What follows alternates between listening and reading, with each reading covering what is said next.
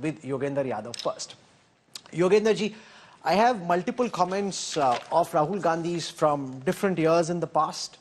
In 2009, on the 7th of October, the All India Congress Committee General Secretary Rahul Gandhi declared he didn't believe in the caste system at all and felt that the only difference between the rich and the poor is one of opportunity. In an interview in September 2016, when he was asked, do you endorse the Brahmin narrative of the UP campaign, he says, I don't believe in caste, nor endorse any of that. UP needs to get out of this morass. The only way to do this is to become a party that represents equally. My view is that the Congress is a party for all. He says, I don't believe in the caste system. Dalit is your frame. You know, from there he cuts to, aapki jaat kya hai, aapke malik ki jaat kya hai, journalist ki jaat kya hai. Now, is this just political opportunism?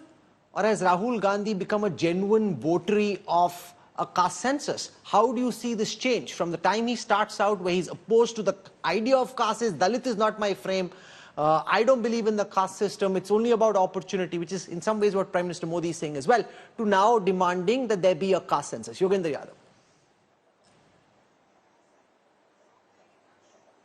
Yadav. Rahul, I'm here to discuss policy, not persons.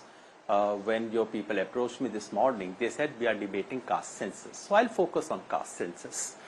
Incidentally, now that you have given the entire history of what Rahul Gandhi said, I'm sure you would have also given the history of what BJP has said. You would, I'm sure, have said that Mr. Rajnath Singh in 2018 had actually promised on the floor of the House to enumerate the OBCs, that in 2010, the entire parliament, including the BJP, had passed a consensus position, and BJP had given a written letter to Mr. Manmohan Singh to support caste census. I'm sure you would have played all that, but I'm not here to discuss any one person's changing stance. I'm simply reminding you there is absolutely no contradiction between not believing in caste and wanting to have caste census. That incidentally is my own position as well. My wife and I have not given our children caste names because we don't believe in it. And because I do not believe in caste, because I want to eliminate caste, because I believe in annihilation of caste, therefore, as a modern, sensible person, I believe in caste census. I find it absolutely astonishing, Rahul, that we debate, in this age and time, we debate something as elementary as caste census. Remember, caste census is nothing big. It's only adding one column. Hear me carefully. It's only adding one column to the questionnaire of census, which will be carried all over the country. Zero cost, zero additional effort involved in that. I'm surprised that we debate it in a situation where caste actually, this small exercise of adding a small column would give us not merely the number of castes and communities, which is a very small information. It will give us social, economic, and educational profile of each social group in this country at each level, national, state, district, and even village. Incidentally, this is exactly the kind of evidence that the courts, the judiciary, has been demanding all these years. Courts have been saying, do not take any affirmative action policy without producing evidence. And I'm absolutely astonished that people oppose collection of evidence. This is like saying, well, let's not have an X-ray. How can you debate it? If you have had a fall, if there is a problem, you want to have an X-ray. You can later on debate whether it needs a plaster or it needs a surgery. How can you debate an X-ray? Which is what's happening in our country. People like us, and I want to appeal to every one of your viewers who may be opposed to caste reservation. I would invite them. In fact, if you are honest about your opposition, you should be demanding a caste census, because people who say, look, caste has disappeared, ab caste ka wo mamla nahi raha, well, let's get a census, we'll get to know it. Those who say some communities have captured SC, ST, OBC reservation, they should not be allowed reservation benefits. Well, then let's have caste census, we'll get that information whether some people have captured or not. There are those who say that some communities should be eliminated, thrown out of the list of SC, ST, OBC because they are already so privileged. Well, then let's have caste census because we'll get to know it. I'm absolutely astonished that instead of arguing about what exactly is the nature of discrimination or disadvantage, whether it has improved, reduced, what kind of a relationship it has with everything else, instead of doing that, we all oppose the very collection of evidence. And that makes me suspect. If someone says, Rahul, you may have had fall yesterday, but yaar, X-ray mat karwa lena. You would say, yaar, ek baar check but if it's all that simple, Yogendra ji, if it's so simple, whether he's your friend or an enemy. The parties which are currently in opposition, why don't they begin by taking the lead? For example, in Karnataka, in 2014, in Siddaramaia's first term as CM, a caste census was commissioned. The report was submitted by the Karnataka State Commission for Backward Caste. It hasn't been accepted by the Congress government because there is a fear that the Lingayats and the Vokaligas will be at odds with each other if their numbers are made public. You know, surely a leader like Rahul Gandhi, and you're talking about the philosophy, then surely the opposition should take the first step and say, okay, here's a caste census that's already been done. Let's make it let's put it in the public domain and let the impact unfold. We will show the way. Isn't that hypocritical that you say what you do in parliament, but where you have a caste census, you don't accept it and make it public and then act on it? Rahul, I'm sure there would be people on the panel who are capable of defending the Congress party and Rahul Gandhi. That's not my brief here. And I have said, I'm slightly surprised that you see only one side of the hypocrisy and you've not quite managed to see the other side of hypocrisy. In any case, that's not my business to correct the biases of your show. I would only say, as someone who believes that caste census is an elementary step towards addressing caste inequalities, in whichever nuanced form they exist, or if they have disappeared, I would say yes, Karnataka government should make it public. I would say yes, all other governments should make it public. I would say yes, it should happen at the national level. Where is the inconsistency in what I am saying? But you would have read what your friend, somebody who's also an academic, Pratap Bhanu Mehta, wrote, where he's questioning how, invoking caste becomes a substitute for serious thinking and will not serve the cause of social justice or healthy institutions. People can argue that this is just an attempt, political opportunism to try and split BJP's Kamandal, which is why there is this supposed change of heart, because if this is genuine, it would have been the case all the while. Now, because you see the BJP attempting to try and unite all Hindu communities along the idea of Mandir, along the idea of Mandal, the way to split them is to invoke everyone's caste identity. Yogendra Yadav. I read Pratap Mehta very carefully. In fact, you would have noticed a slight change in his tone in the yesterday's paper, in the article that's been published this morning. Incidentally, Rahul, since we are discussing caste census, there is not one word in that article against caste census. So I'll keep focusing on the real issue. I'll not get sidetracked. Pratap Mehta's problem is the way in which Rahul Gandhi articulated it with the example of halwa. I incidentally think it was a brilliant invocation by Rahul Gandhi, but that apart, that's not what we are debating. Show me one line in that article about caste census. I may have a difference with him, but he's a nuanced thinker. He actually begins by pointing out, I really want people like you to read the first 3 paragraphs of that article. I'm sure you would have read that carefully. The real question is not hypocrisy, Rahul. And opportunism. Everything that happens in the political world is because some political players see an opportunity for them to advance their political base. This is true of Labharthi. This is true of giving ration to people. This is true of vaccination. This is true of everything in the world. So welcome to the world of politics. I'm not saying any one person is opportunist, but if you were to say that any party which seeks political opportunities in what it does, then you would have opposed Nitish Kumar giving cycles to girls, something that I really celebrated. You would have opposed, I'm sure you would have opposed Rahul. You would have opposed Mr.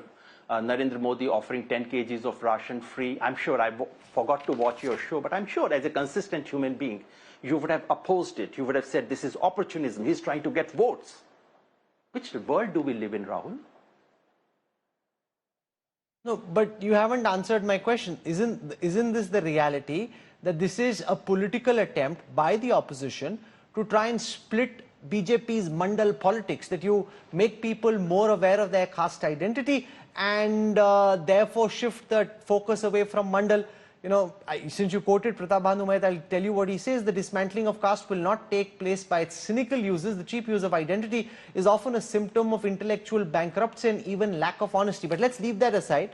and focus on the political opportunism, because then ultimately it comes to whether it's a question of principle or political opportunism.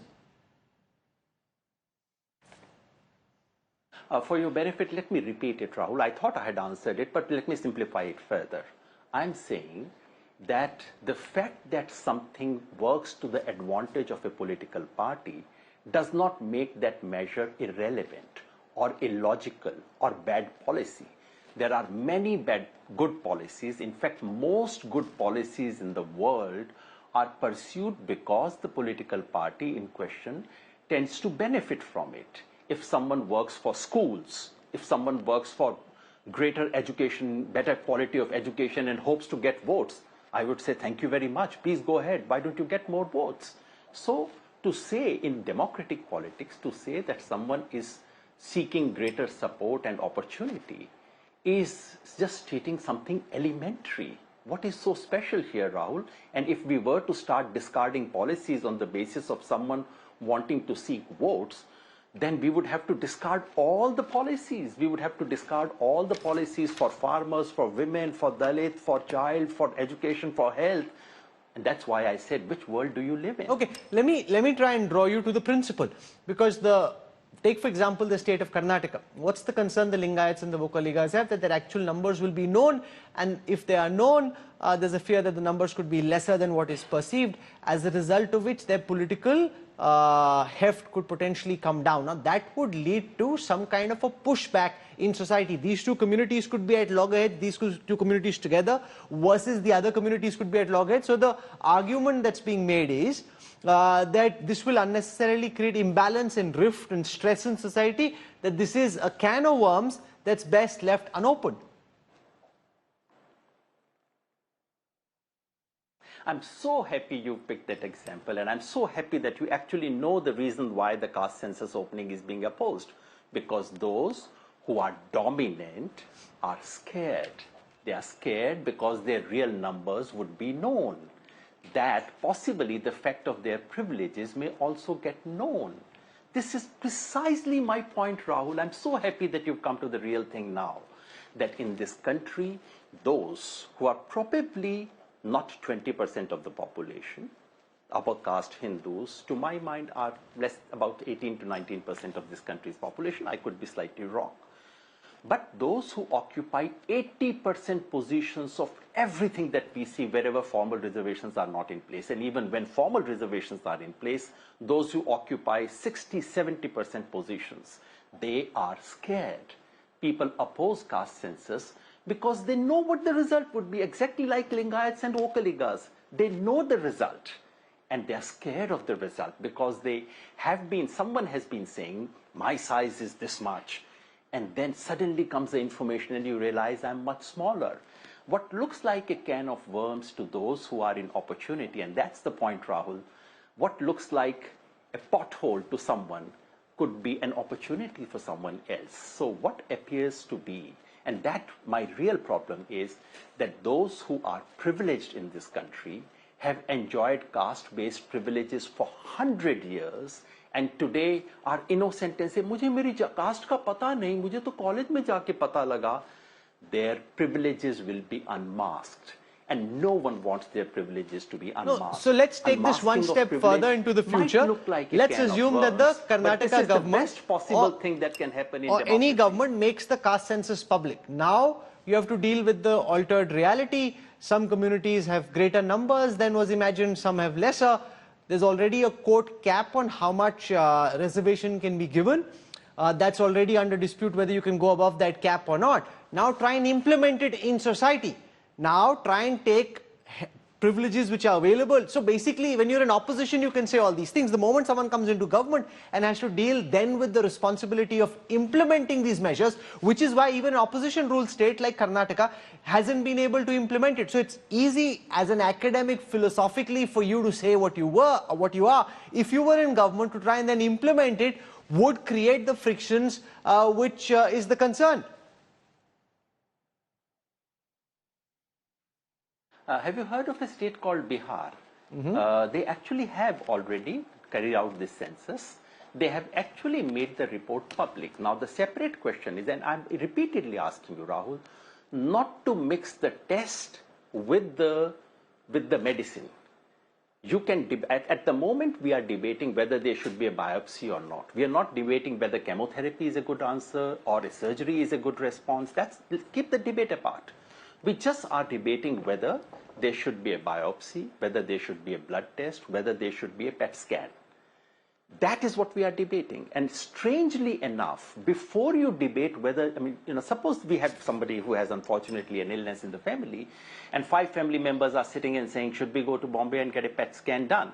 And someone says, if there is a PET scan, we may have to go for chemotherapy, and chemotherapy is very bad, therefore let's not get a PET scan done. What would you say? Yaar, kya baat hai? ठीक तो हो, तबीयत तो ठीक है, किस तरह के आर्गुमेंट दे रहे हो? That is what amazes me in this country, that we are debating medicine before the test.